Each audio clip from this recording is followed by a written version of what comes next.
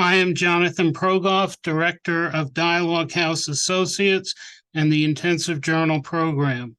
The author has granted permission for a voice other than the author to read this article. Embracing My Sexual Identity, an LGBT Perspective, by Anthony S.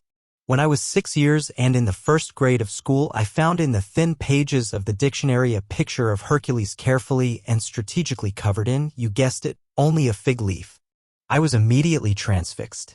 I would return to that image many times that year, admiring the attractiveness of the figure and wondering from just where my fascination came. Somehow, I knew enough at the time to keep my dictionary wanderings a secret.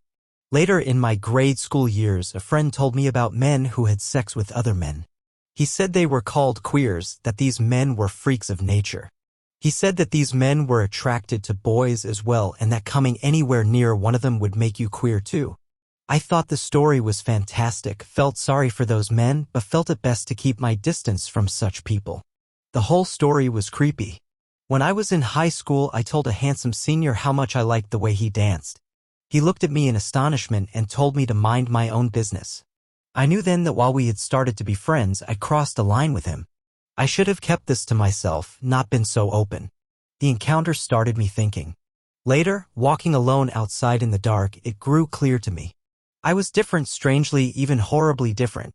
I made an offer to God. I would gladly give up an arm if I could just be like the others. I realized at that moment in the dark that what I faced was going to be far worse than just keeping a dictionary's secret. I was that queer my childhood friend had talked about. I was destined to be one of those creepy people who lived and preyed on the fringes of good society. That night I asked myself, why couldn't I be straight? How could I explain to people why I wasn't attracted to girls? What could I do in my future so that no one would ever find out this truth? What lies would I have to tell? My secret had traveled with me over the years, but it was different now. My secret was turning into shame. Through college, and for a few years afterwards, shame told me to deny this possibility of a gay identity even to myself. If something was wrong, it was only because I hadn't seen or done things correctly. If only I gave girls a chance, everything would be all right. I could be straight if I tried hard enough. After several years, I found all of this to be a lie. But I still couldn't face my shame. Instead, I turned and receded into the closet. While a closet may be a very small space, it has many compartments. Each compartment is distinct and each place attempts to move further from the other. It only works if each compartment is kept separate, withdrawn, and secret from the other.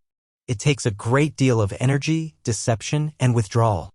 And withdraw I did from family, workmates, and lovers, instead sliding into a compartmentalized life. For years I sought a quick and easy way out of my imposed dilemma. Deep inside this place, shame ruled. The closet kept it all locked in place. In the light of day, I followed the game plan, played nice, got the job done, and made happy. But by night, it was a different matter. I drank, smoked pot, and practiced promiscuous sex to keep my homosexuality from ever seeing the light of day. At night, when I had my life back, I was the true me, the Mr. Hyde to Dr. Jekyll. This went on for years, without reflection, without examination. And then I got lucky before time had played me or itself out. A gay friend who swore by it suggested I try the intensive journal method. What the heck, I thought, give it a shot. I could tell my sad story, the injustices, the drama, justify my hurt, maybe even find a solution or two to better live my daylight existence. What could I lose? But as I began writing in the journal, something else happened, something odd. Everything began to shift. I felt at first, and to my surprise, that maybe I wasn't a monster, a cad, a duplicitous SB after all. I didn't tell that to anyone at first, it probably wasn't true, and it certainly didn't fit my previous profile. But I felt it anyway.